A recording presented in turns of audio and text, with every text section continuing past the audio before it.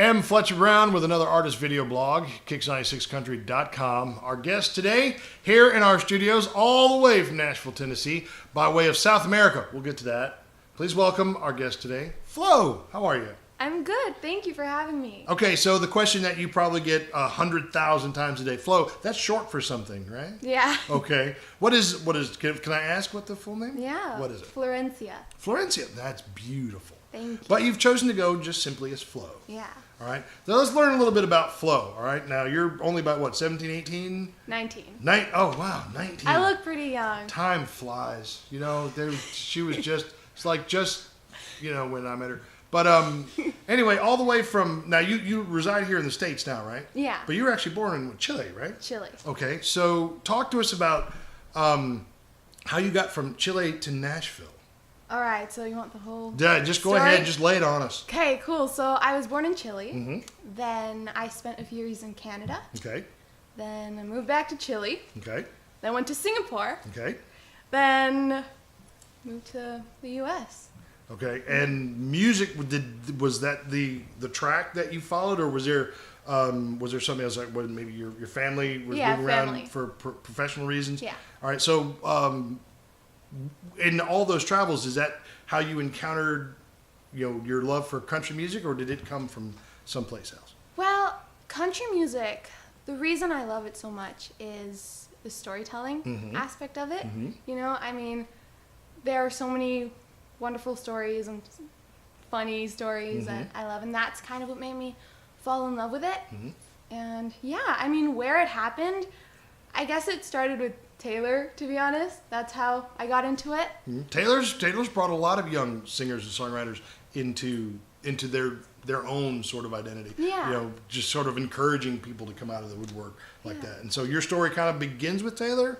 Yeah, I mean, with country music, that's how I got into it, and I was like, whoa, this is really cool. I want to tell my own stories. But I've been influenced by a lot of artists, a lot of bands. And you've been singing since you were like 8. Yeah, 8. 8 years. But you've been songwriting since you were about what, 14? 14. All right. So storytelling is something, and now that's as far as the cultures all over the world, storytelling is such a huge part of the cultural tradition. And South America, some of the most brilliant stories. I love stories, that come out of countries like places like South America. So, do you find a way to incorporate any of your cultural heritage into your songwriting and your storytelling? In terms of music, yes. I really love strong rhythms, syncopation, and things like that, and I like to incorporate that.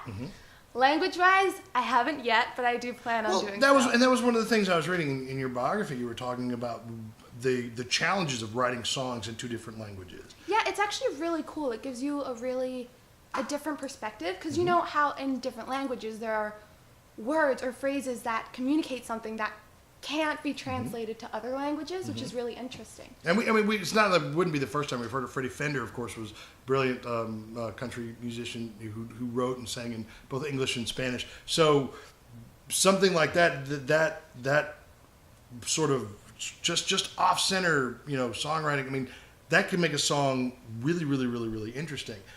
So now, when you approach songwriting and when you approach Nashville. And you got ready to put together your first project. From what I'm understanding, your project has all of these different cultural influences and stylistic influences. Now the single, Sincerely Not Really, which is your debut single, when I heard it, there was something that jumped right out at me instantly from the moment the song began, and it was the horns. Was that a choice that you made? Do you say, this song, I hear horns in this song? Or where did that decision come from in the production process? It was kind of a mutual decision. We all thought that it really needed horns. And yeah, I've listened to a lot of Aretha Franklin, and when I was back in school, I was the lead singer for a soul band, so I would sing a lot of those kind of songs with very horn driven. So I love it, and that's why. You led a soul band? All right, so is there anything you can't sing? I'm just curious. Is Flo going to be like, well, I don't sing polka. I don't do that. Yeah, probably not metal. Oh, but no, Screamo? That's great stuff. Okay. All right, so talk to us then about Sincerely Not Really. What does that mean? Well, it's kind of when you go, oh, I totally, no, I don't. You know? And the story behind it, why I wrote it, was because I wrote this a couple years back when I was still in high school. And I liked this guy in my class, right? But I never said anything because I was super shy. And then one day, this girl decides to tell everyone that she likes him. I was like, dang it, I can't do anything. Because, you know, she said that, and that would be mean of me as a classmate, as a friend. She wasn't really my friend, but, you know. And so there were a lot of things I wanted to say to her, but instead I put them in the song. Sincerely, not really. It's a heck of a song. Honestly, if you hear it, I think you're gonna love it. The horns, I'm particularly a fan of myself. So let's talk about the whole project, though. Is it finished, or are you still putting songs together? Still putting songs together. Okay. So talk to us a little bit then about what else. Okay, now, if you hear Sincerely Not Really, which is actually out now and available now, how different or similar is that to everything else on the album? How does the album feel?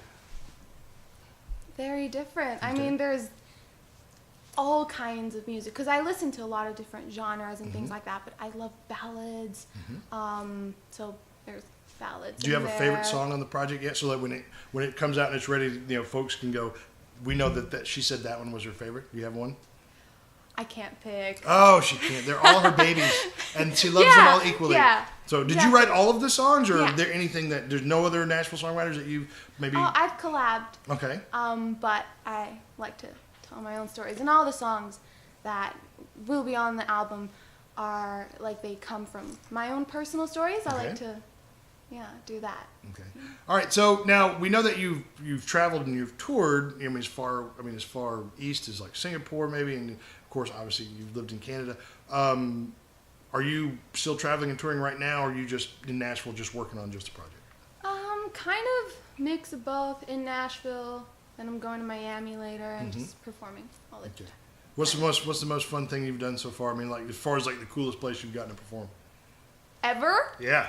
Well, I really enjoyed my performance with David Foster in Singapore.